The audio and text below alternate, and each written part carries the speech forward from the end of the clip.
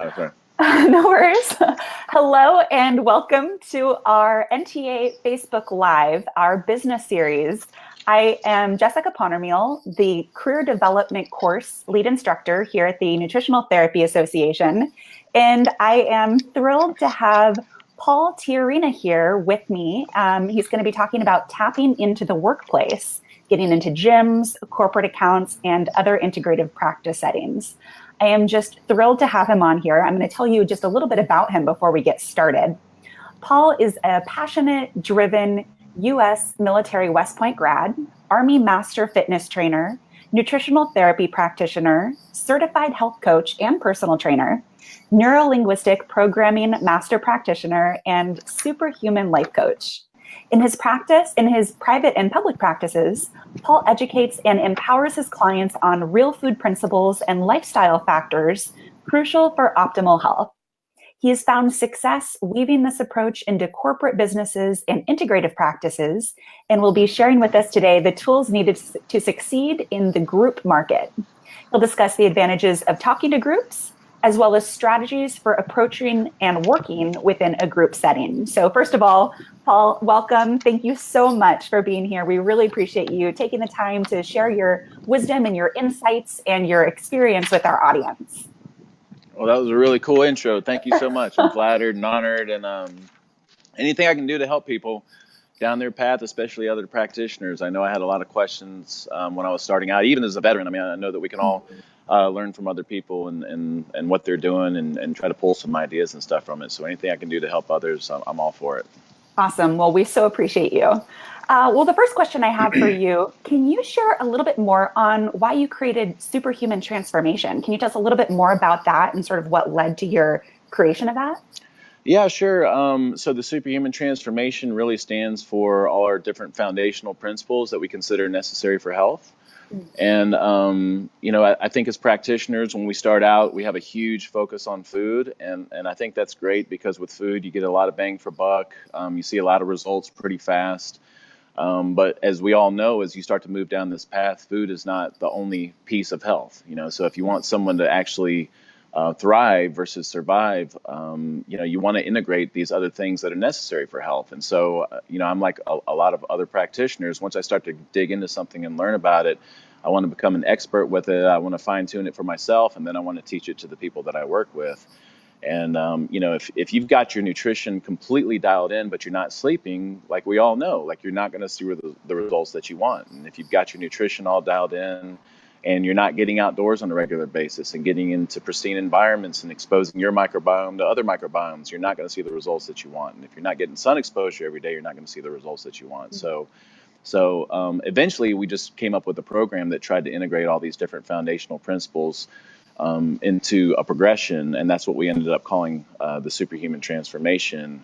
Plus, I had this really cheesy vision early on that I wanted people to be able to wear T-shirts that said, "I am the SHT."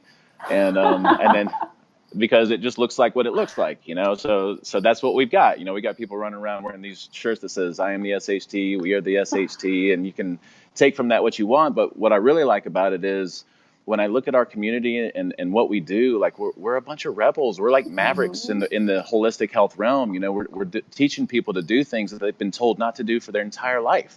Yeah. So we're preaching the benefits of eating meat and fat and butter, and especially in the face of like this really strong plant-based vegan movement, which we totally embrace. We consider that a subset of real food, but we're really proud to be out here teaching and living principles that we've been told have been completely wrong for most of our lives. And so the SHT just kind of embodies that whole rebelliousness, to a degree. But of course, you look at our community, we're all a bunch of loving, compassionate people as well. So, and healthy as hell.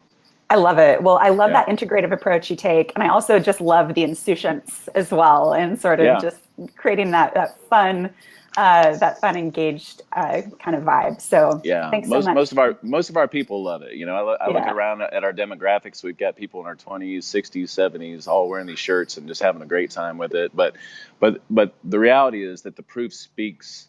Or how do you say that? The proof is in the pudding. The way that people. Well, we don't eat pudding, so, right? in the but the way that, grass-fed collagen. yeah, the bone stock, the proof is in the bone stock. But I mean, the way that our people are, like whatever the shirt says, like they're happy and healthy and amazing. And it's amazing to be a part of this whole movement, so. Awesome. Yeah. I love it. Well, next thing I'd like to know is, so from this vast background you have, all this incredible experience you've had in this realm, what brought your knowledge and passion for health and nutrition to a group market? Can you tell us a little bit about that transition for yourself? Yeah. First of all, I don't know if my previous experience has been credible or anything, but they've definitely led me to where I am right now. Yeah, I've said it in a lot of my little mini videos that I was lost most of my life, I felt like, but I had some kind of a purpose, and I knew that I wanted to discover that and find that. I was in the military, enlisted for a couple of years. I went to the academy. I was commissioned for a couple of years, so I have a lot of leadership experience. Mm-hmm. And then I did insurance for a while, and in insurance, which I hated, but now I realize it helped give me a voice, because in insurance you learn marketing and communication, and I don't think I'm the best presenter or anything, but I was very comfortable getting in front of people. And so now I'm in this position of like, I want to share what I have with as many people as I possibly can. Like, it's just, I want to get the word out. I feel like our way of communicating things is very different from everything else that's out there. Our definition of real food, our way of implementing all this stuff in a modern lifestyle. And so if I want to share that with as many people as we can, I think most of the people that are watching and listening that are practitioners understand there's only so many people that you can see in a day and really give it your all. I noticed that when I was visiting with a lot of individual clients, I have maybe 3 people in me max in a day. And if I'm really trying to connect with someone and really trying to be there for them and listen to them and just give that meeting everything that I can, it just takes a lot out of you. And so if I want to reach as many people as I can, one of the best ways to do it is through a group setting. So if you're doing seminars or group progressions or something along those lines, you're accessing a lot more people. And I also found that when I was working with private clients, even though a lot of people came and presented different symptoms that would require specific protocols and supplement recommendations and things, preface to that, like everyone still needed to learn the basics. Mm-hmm. And what I found myself doing was teaching people like the basics of real food and how to sleep properly and how to meditate. And so if everyone needs the same basics, even though, there's a lot of talk in the holistic and practitioner realm about like bioindividuality, there is bioindividuality within this realm of what we would consider things necessary for health. So why not teach the basics in group settings and see what things shift, and then you can work with individuals after that. So I just wanted to do what I could to expose myself to as many people as possible. In these group settings, of course, you still have a little bit of personal interaction, so people get to see you and feel you, and there's some dynamic interaction and questions, and it's really fun. And so that's kind of how that came out, I love it. I totally agree. It's like with these group, the practitioner-client relationship is a pretty intimate one, and when you are doing those one-on-one consultations, like you said, there's a lot that can go into it. And there, like you said, I don't think that's at all uncommon to have maybe, max 3 or 4, depending on how long those consultations are. Mm-hmm. But I just love leveraging group programs, using group programs to leverage yourself, your knowledge, and impacting such a wide swath of people. So yeah, absolutely. And you get your name out there, you get some exposure that it happens a little bit faster, a little bit quicker, when you're exposed to that many people on a consistent basis. So yeah. Totally agreed.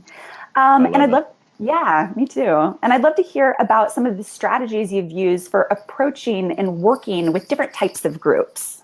Okay. Well, I think when it comes to approaching groups, well, tell me if I'm not answering the question that you're asking. Sure. So, I think it's really useful to get creative. Mm-hmm. So if you're considering approaching groups, and by the way, groups can mean a lot of different things. Sure.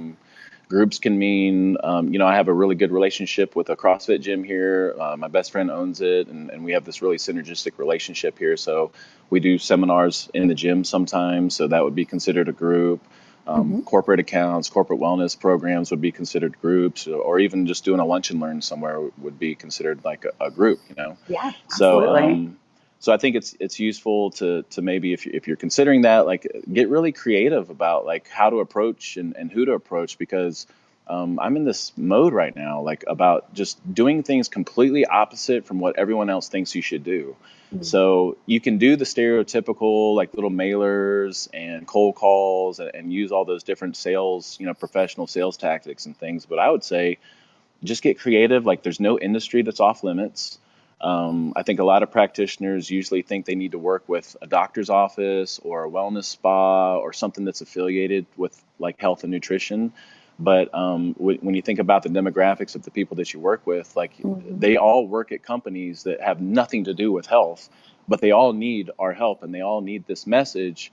So I'd say maybe, consider some companies that seem really interesting, maybe have a good reputation, that may be fun to work with. And that would be a really good start as far as like how to, which ones to approach. Yeah. I love that idea of thinking out of the box and not just focusing on health and wellness, because I think that's such a common impulse is to just go into that sphere. So I really love that you're bringing this up and opening it up to other sorts of industries. That's great. Yeah. Everyone needs help, so there is no industry or demographic that's off limits. And I said this in I did a similar talk not too long ago, and I was like, we talked about, strip clubs need nutrition services or something like that. Like, not that I work with any, but I'm just saying those are human beings, Sure, like absolutely. bars and restaurants. Yeah, And I mean, they're all human beings. They all need some kind of assistance. So, totally. but I would really try to think about businesses that maybe resonate with, something that you might be interested in, or that have a really good personality or culture, or maybe doing really good in your area.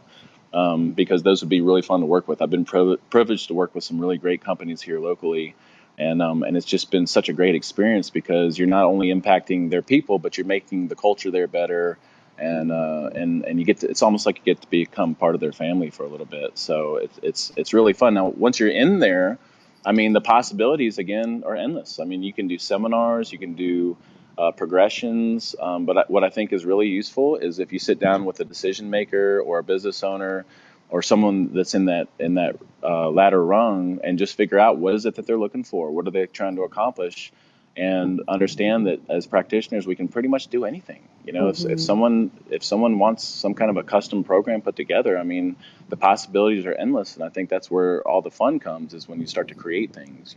Yeah, absolutely. Yeah. So then starting from, so you mentioned you like doing sort of marketing strategies or outreach into these groups that are a little bit more out of the box, not quite as traditional as things like mailers. Can you walk us through how you might approach a new business or a new group, let's say that you haven't worked with, whether that's a CrossFit gym, a lunch and learn, whatever that might be? If you spot something that you're like, oh, that'd be cool to work with them in a group program, what would be the first few steps that you would take to establish a relationship or get your foot in the door with that decision maker so that you can see if you'd be a good fit? Yeah, I think it's helpful to get creative and think outside of the box, but you definitely want to do a little bit of research on the business and see what they have going on.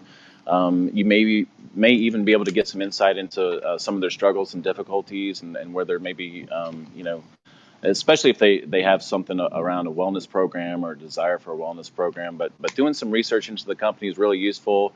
And then you just got to try to get your foot in the door, and get some kind of a meeting with one of the people that is making decisions, or in that whole circle of people that make decisions on these kind of benefits. Because just about every company out there is struggling with mitigating healthcare costs and plan utilization and medication utilization. So one of your big sales pitches there is we can help you reduce your plan utilization and reduce medication utilization, because we see it all the time.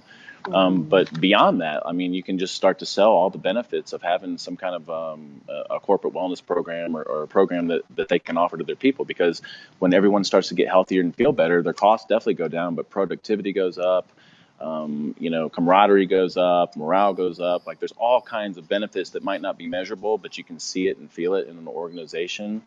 So just making sure that you have some kind of a presentation geared around that, the benefits of what it is that you feel like they would benefit from the most.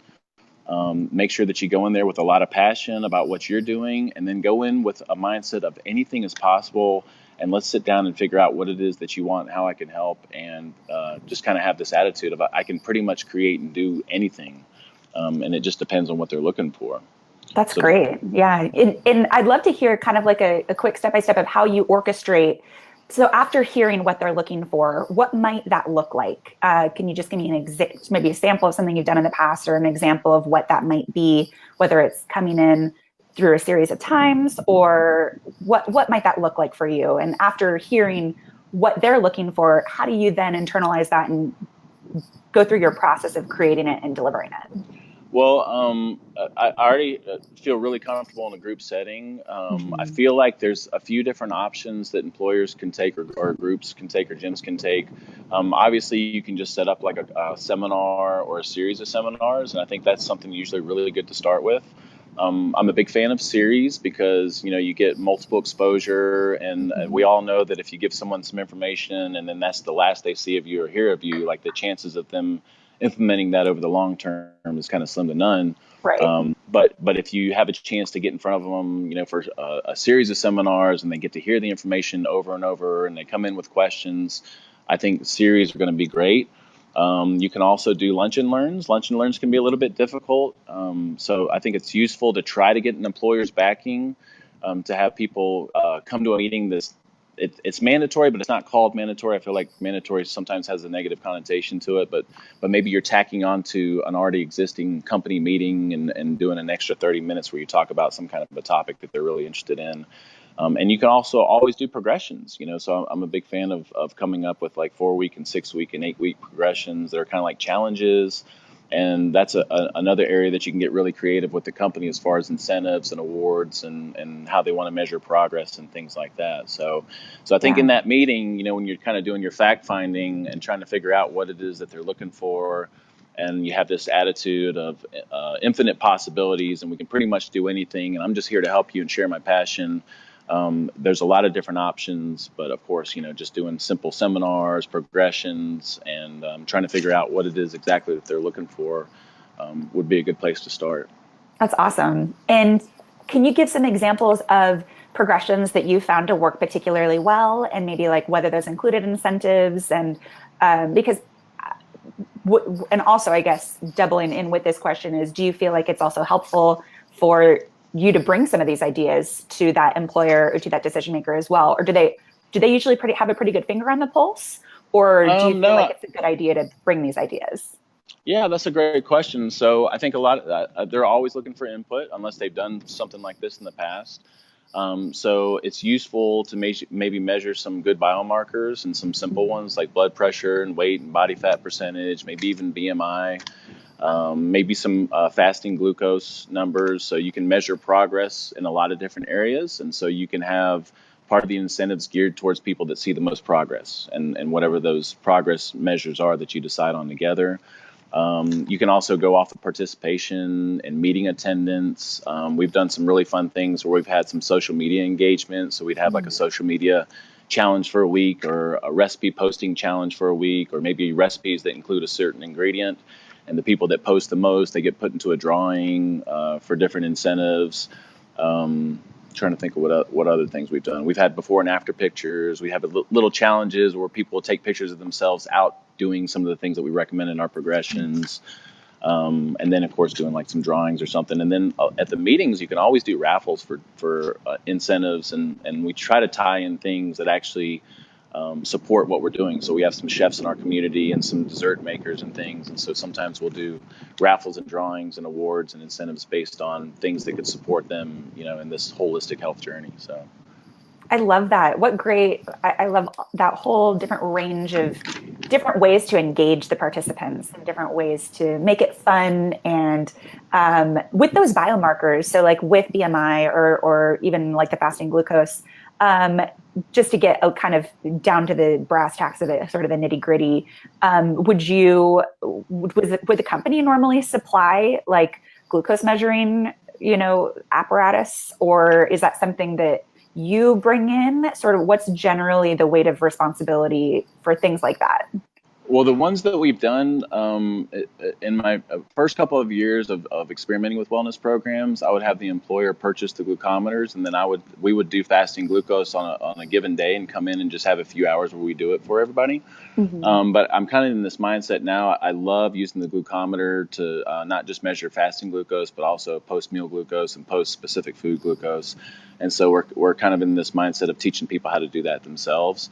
But the cost probably definitely needs to be put either on the employer or maybe voluntary for the employees or the members that want to participate, and you can make that optional. So there's, again, like a lot of flexibility and creativity that you can come up with. I mean, glucometers, as you know, are not that expensive. You know, you're Right. looking at maybe $5 to $10, a piece, and strips are very inexpensive. Right. So, but I would say, like you have the cost of your program, the cost of your information, and then you have the cost of additional supplies that you need to factor that in, and just like I would list all that out and just show what the total cost is and what that breakdown is. And a lot of those things you're just basically making recommendations, but of course, you have all this creativity and flexibility available to you, so they can pick and choose which things that they want to do or what's in their budget. That's great. Yeah. And speaking to that, what would you, let's say, a new practitioner is listening to this, they want to break into a group setting of some sort. They're not really sure how to price their packages. Can you give some Mhm. insight in terms of how you would suggest navigating that pricing piece? Oh, that's difficult because again, I'm in this mindset of trying not to just think like everyone else thinks. And Yeah. again, like I don't know, the possibilities are endless. I've gone through several iterations of this with my coach, and she's a big fan of trying to figure out what your time is worth, and then you have to figure out, okay, well, we have multiple people that are coming into this, so it depends on if the employer is paying for it or if the Mhm. employees are paying for it or if it's a cost sharing thing. So it's like before you go into a meeting, you might want to come up with an idea of what it would cost per person if people were paying individually, and then what it would cost if an employer said, hey, I just want to cover the cost for everybody, and maybe you have a blanket fee for it. Mm. Usually when I do seminars, especially if they're like traveling seminars, I'll charge around maybe $500 or something for 3 hours plus the cost of the travel and everything. But if I'm doing like a seminar, this is like a one-time seminar, I've gone from everything from 165 to 225. And again, I don't think there's any rules around that.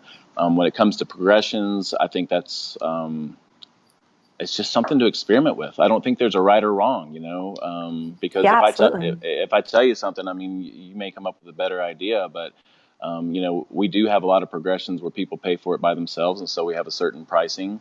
But if an employer is going to pay for an entire group of people, the benefit to you is, again, you're getting access and exposure to all these different people. You're empowering all these different people. So in a group setting, the cost needs to be just a little bit different, a little bit cheaper, because you are getting that exposure to a lot of different people.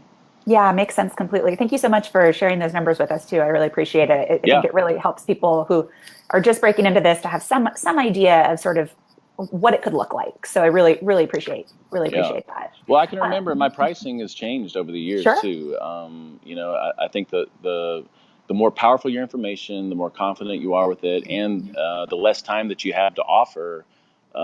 It's almost like the more exclusive things need to get, because just by definition, there's just so many hours in the day that you have time to do things. So, and Totally. it's a natural progression to try to figure all that stuff out, and it's challenging and exciting at the same time. Trying to put all this together and have this heart and intention that you want to help as many people as you can, but also try to build a business around it.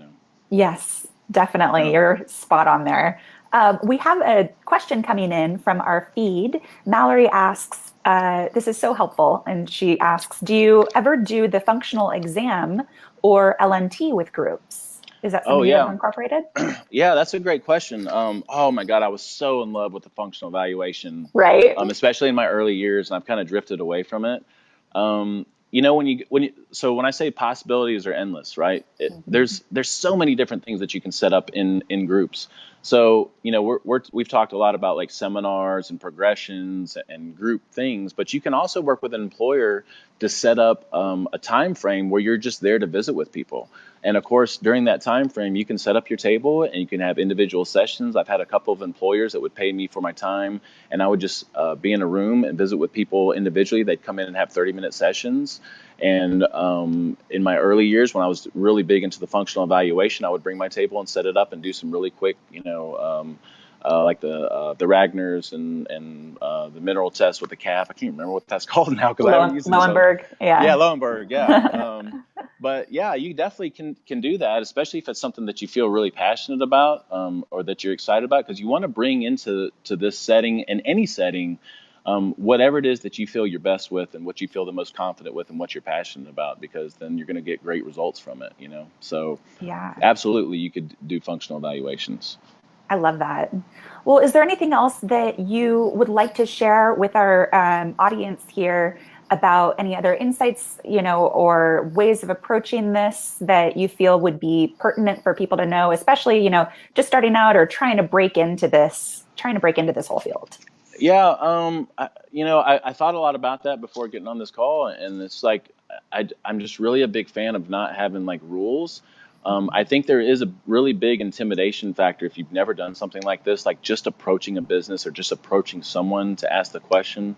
But if you put yourself in this position of like you really want to help people, you really want to share your passion, you know that you have something valuable to offer these people, you know that they're looking for something and you just need to connect in some way, just go right into that uncomfortableness and find a way to approach these businesses. And it could be as simple as just walking in the door with a happy face and some kind of a flyer or brochure and just getting some kind of a conversation started. Because the reality is, I used to do insurance, so no offense to any insurance people out there, but like if you walk in as a passionate, healthy person trying to empower their people with health, it's a little bit different from getting a cold call from an insurance sales rep or something like that. I've just found that people are a little bit more receptive to it.